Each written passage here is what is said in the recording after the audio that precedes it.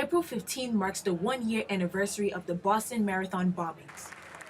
As the city prepares for the 118th Marathon on Patriots Day, key players responsible for the organization of law enforcement in last year's bombings share updates in a panel discussion at the Harvard Kennedy School of Government. Panelists announced expectations for this year's marathon and lessons learned since the aftermath. For people running the marathon, they'll react as they react. We will continue to provide hydration stations every mile, but this year there'll be a counselor at every one of those. Andrea Cabral, Executive Secretary of Public Safety, says balancing the levels of security and comfort of patrons is one of many priorities on Monday. We always try to minimize the disruption to an event or the public, but we are going to assume that that thing could be a threat. And as we gain, and we try to gain information as quickly as possible, as we gain information that detracts from that conclusion, then we're able to sort of take action.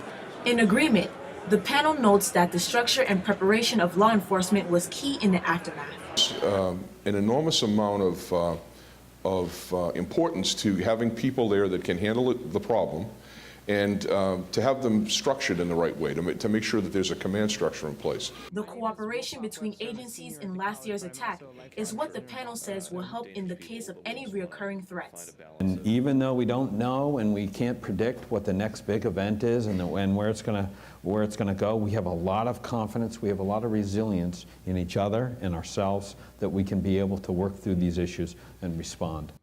Jamie Bergestein, a Kennedy School staff member who ran in last year's marathon, says the discussion gave her closure.